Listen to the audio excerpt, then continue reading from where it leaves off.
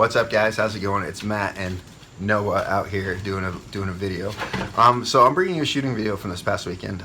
Every weekend we get together right before I go to work. I work Saturdays and Sundays over at the gun shop.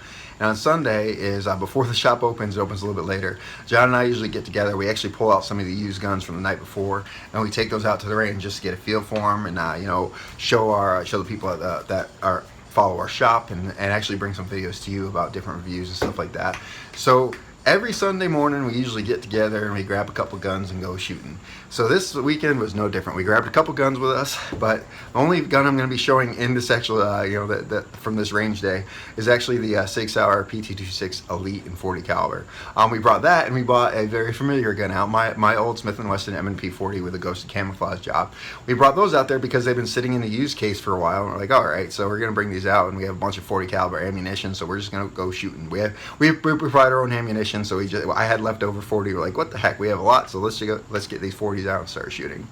So let's get started. So I'm coming at you with another quick presentation. So we're talking Sig Sauer P226. This is kind of a customized Sig Sauer P226 by these guys called Mad Pig Customs. They're the ones that did my M&P, if you guys remember that. They make some really cool stuff. This is like a battle worn, that's the only thing I can think of it is like a battle worn. I mean, look at the job. There's a Cerakote job they did on it. They have these G10 grips. They almost feel like Wilson combat grips.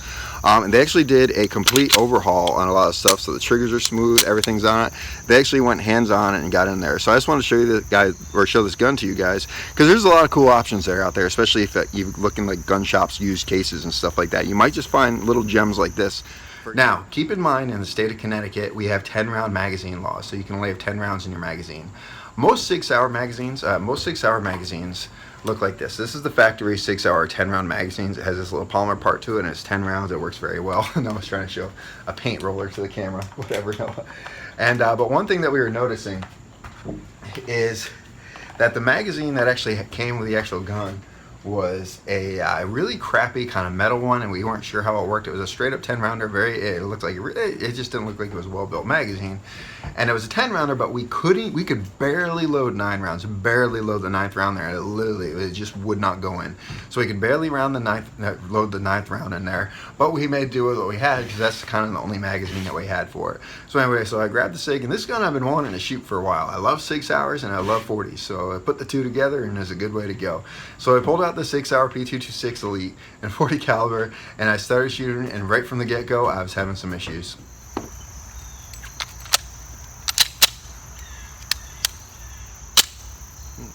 I want to do that one. I'll keep that one out. Didn't feed. Didn't feed? No.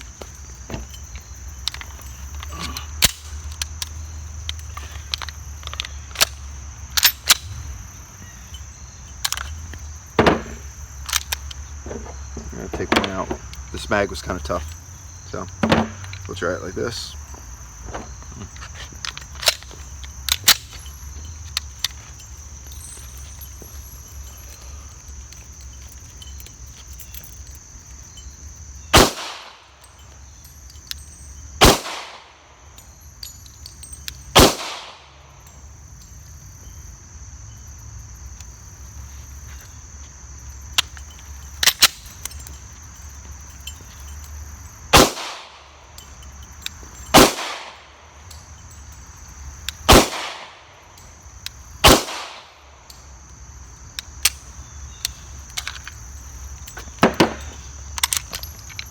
I'm gonna lube this guy up. So when we were looking at it, we think there's two things going wrong with this gun. One, it was a really crappy aftermarket magazine that we had, really crappy. I mean, to the point where it was just hard to load and everything else, and we know it wasn't feeding properly. And two, we think what happened is the actual owner of this gun, before he gave it to the shop, before it was made used, was he didn't lube it up very well. He didn't lube it or clean it or anything like that. And after it gets like a fancy Cerakote job, it's literally bone dry. The same thing happened with my M&P. It is literally bone dry. So what we did is we actually took it apart and completely lubed it up and went over it, because I didn't like the malfunctions from the get-go, and then I brought it out to go shooting. And I noticed right after I lubed it up and all the other good stuff, it just started cycling very well.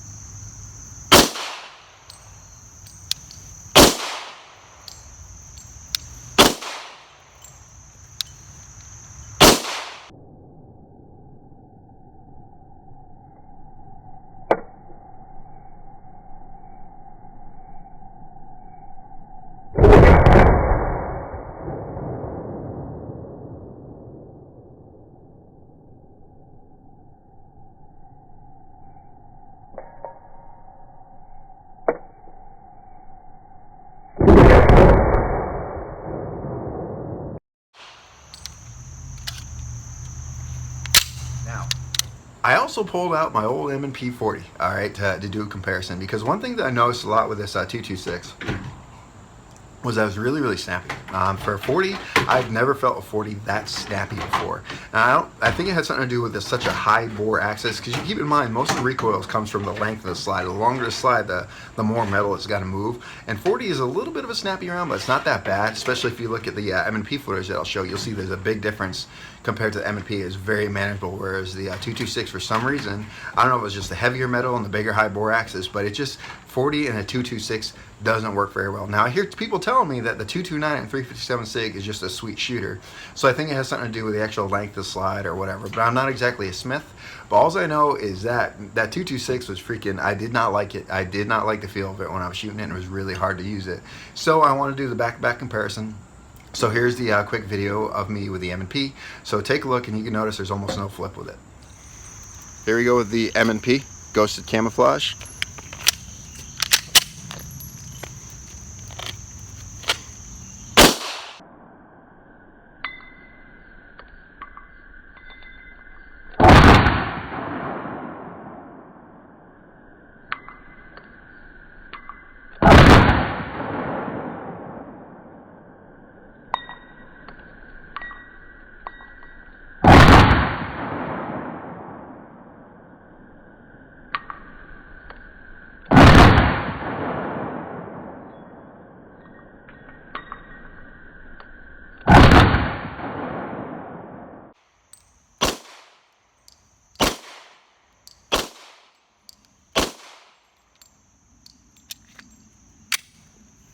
So we have a 40 caliber, we have some jacketed hollow point, and a water jug.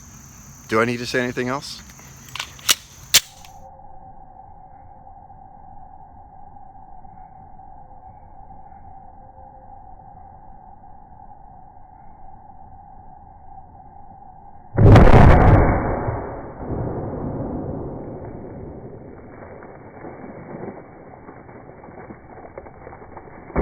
Now, we had to do 2 takes on the actual water jug shooting.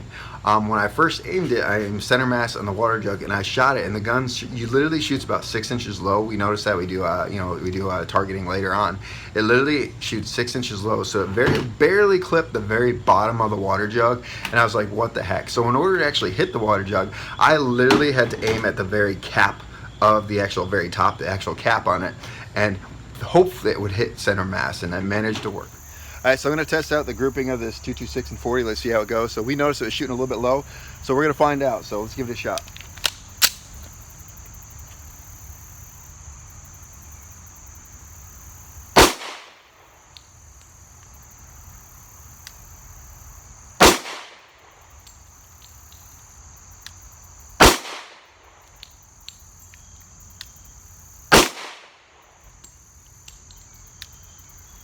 Yeah, I'm aiming center mass. It's going all the way down to the bottom. Do it one-handed. Yep, one-handed. I'll give it a shot.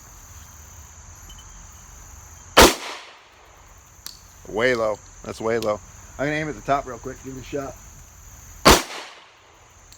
Yeah, I'm aiming at the top of the target now.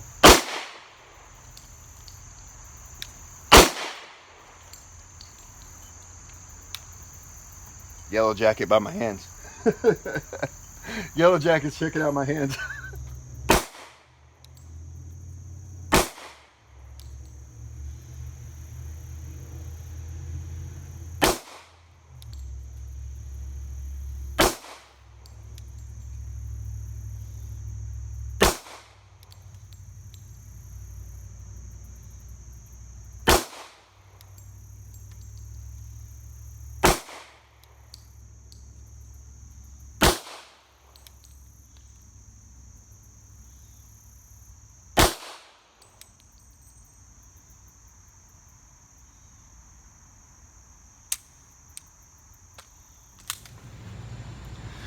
As you see, it's shooting way, way low. No, I tried it, John tried it, we both tried it, and for some reason, wherever we shoot, it was literally 6 inches south. It was just dropping 6 inches low.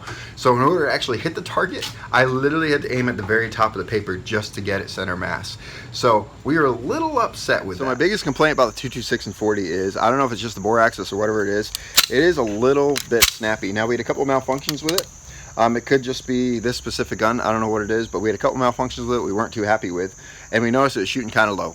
We weren't really happy with that. I mean, for me, hitting the target was actually shooting the target. In order to hit center mass, I literally had to aim at the very top of the target. And I didn't think I was anticipating the shot. Did you see me anticipating it all? Or? I couldn't tell with the tank close enough Yep. attention. Yep. I don't. That was a concern for me, and I made sure to loosen up my grip, Yep. kind of let the gun do its own thing without fighting it at all, Yep. trying to reduce muzzle rise. And even with that being said, It's shooting low for you too. Yep. About 2 inches low. Yep. 7 yards. Yep. So who knows? But this one shoots a little bit low, but it's kind of a cool looking gun. So cool little gun. I like 226. I just don't really like it in 40. There you have it, guys. Now that was kind of hard for me. All right, that was kind of hard for me because I love Sig Sauers and I love 40 caliber. So it's hard to say that I don't really like a gun that's a Sig Sauer and a 40 caliber, but for some reason that specific Sig Sauer P226 Elite and 40 caliber, it just wasn't a good combination. I didn't like how it felt from the get-go. We were having some issues with it, and honestly, I don't think it's a good mix. I really don't think it was a good mix. So I'm not a big fan of that. Now I love classic Sigs, especially in like 9mm, and everyone can tell me, 357 Sig and like a 229 is a sweet shooter. So I want to get my hands on one eventually and get a taste for, and get a feel for it. But I don't know what to tell you guys. I love Sigs, but I do not like this Sig 226 Elite. I do not like it in a 40 caliber. But anyway, guys, I hope you like this video. If you like this stuff, like, share, subscribe, tell your friends about me. If you'd like to help support this channel, go check me out over at Patreon. Your support actually helps fund the channel, helps me provide the ammunition for the channel, and helps me provide the holsters and all the other gear reviews that I do to it. Anyway, it's our responsibility, guys, to take care of each other and protect each other. Peace.